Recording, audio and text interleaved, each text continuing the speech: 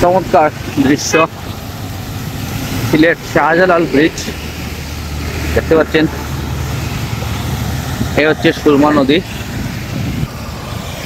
আজকে বৃষ্টিতে ভিজে ভিজে স্কুলে গেলাম, আবার আসার সময়ও মোটামুটি ভালোই বৃষ্টি হচ্ছে আমাদের এই সিলেটে। আশা করি অন্যান্য জেলায় কি অবস্থা জানি না, হয়তো অবস্থা আমাদের চেয়ে ভালো থাকতে পারে। আমাদের সিলেটের অবস্থা খুব যে একটা ভালো তা না। এই যে সুরমার অবস্থা বর্তমানে দেখতে পাচ্ছেন, সুরমাতে কিন্তু পানি নাই, মোটামুটি সুরমার বুক খালি আছে, কিন্তু খুব বেশি দিন হয়তো এইভাবে থাকবে না।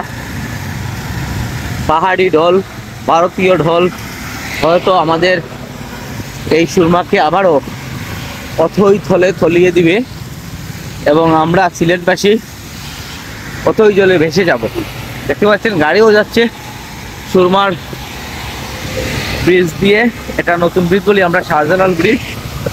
আমার পিছনে দেখতে পাচ্ছেন মাশাআল্লাহ চমৎকার একটা সিনারি। আজকে অনেকদিন করে সুরমার ব্রিজের উপর দিয়ে হাঁটতেছি, তাই ভাবলাম একটা ভিডিও করি। সেই ভাবনা থেকে এই ভিডিওটি করা। খুবই চমৎকার লাগলো আমার কাছে, বৃষ্টিতে ভিজে ভিজে ছাতা মাথার উপরে ছাতা দিয়ে এবং এই ব্রিজের উপর দিয়ে যখন হাঁটতেছি খুবই চমৎকার লাগতেছে। বৃষ্টির এই ব্যাপারটা আসলে অন্যরকম।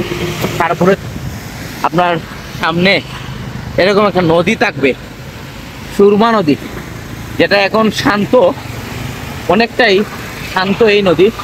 কিন্তু এই শান্ত নদীটা খুব বেশি যে শান্ত থাকবে বা শান্ত রাখা যাবে বা থাকবে তাও না, কিন্তু যে কোনো সময় এটা অশান্ত হয়ে যেতে পারে।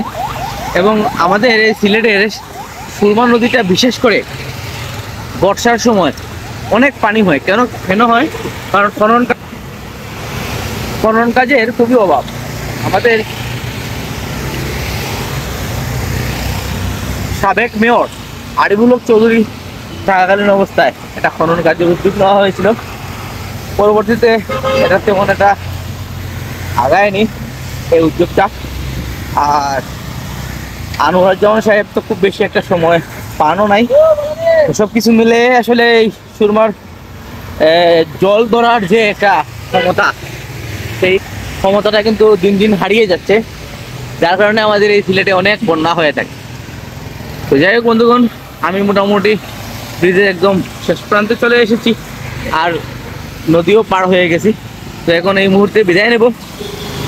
আপনাদের সাথে এই ব্রিজটা হাঁটলাম এবং এই ব্রিজের উপর দিয়ে হেঁটে আপনাদের আমার অনুভূতিটা আপনাদের সাথে শেয়ার করলাম। এটাই। ভালো থাকবেন, সুস্থ থাকবেন। আসসালামু আলাইকুম।